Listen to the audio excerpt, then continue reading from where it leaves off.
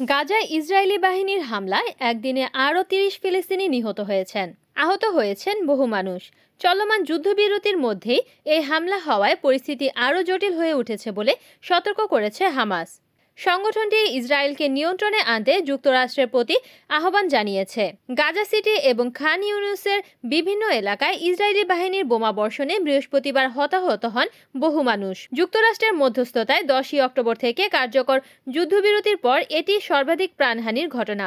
Hamas এক বিবৃতিতে বলেছে, এ ধরনের হামলা যুদ্ধবিরতির শর্ত লঙ্ঘন এবং সহিংসতা বাড়িয়ে দিতে পারে। তারা বলছে, অঞ্চলে স্থিতিশীলতা বজায় রাখতে হলে ইসরায়েলের এসব আগ্রাসন বন্ধে যুক্তরাষ্ট্রকে স্পষ্ট ভূমিকা নিতে হবে।